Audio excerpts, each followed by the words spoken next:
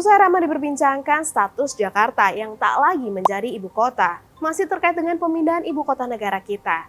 16 organisasi yang tergabung dalam koalisi masyarakat sipil Kalimantan Timur menolak adanya perampasan lahan dan pembongkaran paksa rumah warga setempat yang daerahnya menjadi wilayah pembangunan IKN sendiri. Sebenarnya bagaimana pemerintah melakukan dialog kepada masyarakat dan bagaimana situasi masyarakat setempat?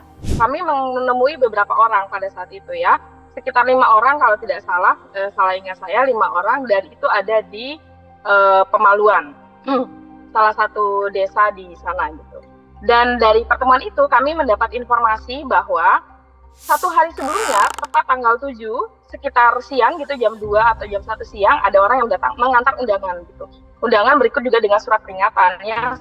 Sekarang sudah mulai ramai ya, dalam 4 hari terakhir ini cukup ramai gitu, di mana di dalam surat tersebut disebutkan bahwa yang mendapatkan surat itu diminta untuk merubuhkan bangunan mereka dalam waktu 7x24 jam. Ketika kami tanya dan konfirmasi kepada warga, apakah warga sebelumnya pernah mendapatkan surat? Sayangnya warga yang kami temui di tempat tersebut itu baru pertama kali mendapatkan surat tersebut. Artinya, kalau tadi pertanyaannya tentang apakah sebelumnya sudah ada sosialisasi dan seterusnya, kita menduga tidak ada gitu kepada masyarakat langsung ya.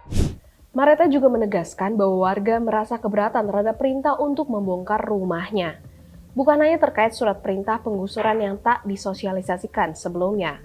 Warga juga tak pernah dilibatkan langsung oleh pemerintah dalam dialog. Sementara warga juga mengaku sudah mengusahakan pengurusan sertifikat tanah.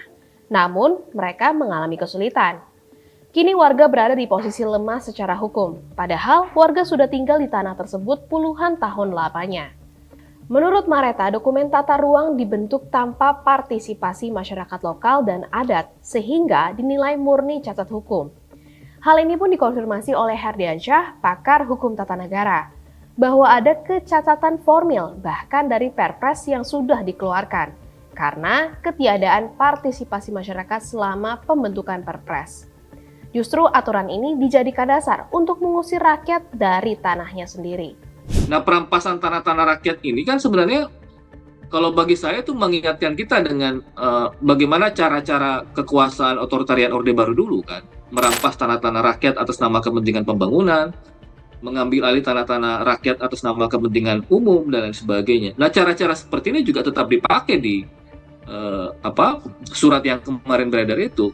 Bagaimana mungkin warga negara justru dipaksa angkat kaki dari tanahnya sendiri, digusur dari tanahnya sendiri, diminta membongkar rumahnya sendiri, sementara pada sisi yang bersamaan kekuasaan atau pemerintah justru permisif terhadap modal asing kan, permisif terhadap investasi, permisif terhadap mereka-mereka yang akan berinvestasi ke IKN, bahkan mendapatkan privilege malah ya, diberikan keistimewaan yang bahkan jauh dari apa yang diharapkan atau yang didapatkan oleh warga. Herdiansyah juga menerangkan bahwa pemerintah tidak menggunakan perspektif masyarakat dalam membangun kebijakan. Meskipun Badan Otorita IKN menjelaskan sudah menarik surat tersebut, menurut Herdiansyah, tindakan ini hanya menunggu waktu penggusuran rumah warga. Kalau memang pemerintah memiliki data, mestinya kan data itu ditarungkan dengan data yang dimiliki oleh warga. Nah, bagaimana mungkin ada proses dialog kalau posisinya juga tidak seimbang ya? Ada ketimpangan posisi antara kekuasaan melalui badan otorita dengan warga yang ada di sekitar Pemaluan. Sebenarnya bukan hanya Pemaluan ya, di sana ada banyak daerah-daerah atau titik-titik yang juga mengalami hal yang sama. Membangun dialog itu mestinya memang dalam posisi yang sederajat, setara, agar kita bisa menghasilkan suatu keputusan bersama yang betul-betul yang menghargai kedua belah pihak. Menanggapi penggusuran rumah warga untuk pembangunan proyek strategis nasional ini, Ali Mudin, Deputi Otorita IKN Bidang Sosial Budaya dan Pemberdayaan Masyarakat, berjanji tak akan melakukan relokasi warga secara semena-mena. Peneliti BRIN Siti juga menjelaskan bahwa pemerintah seyogyanya melayani masyarakat. Dampak positif untuk kepentingan negara ini seharusnya juga dirasakan oleh semua lapisan masyarakat. Pemerintah harusnya bisa memastikan bahwa kehidupan mereka atau warga lokal terjamin, meskipun ada pembangunan IKN. Berikan solusi terhadap permasalahan yang ada di masyarakat. Kalaupun digusur, harus ada solusinya. Tidak terus digusur dibayar, enggak seperti itu.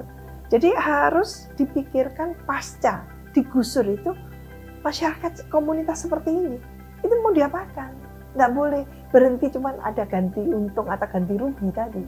Konflik lahan ini bukanlah hal yang baru, alias lagu lama. Lalu sebenarnya bagaimana pemerintah menyelesaikan konflik ini dan memberikan solusi terbaik kepada masyarakat?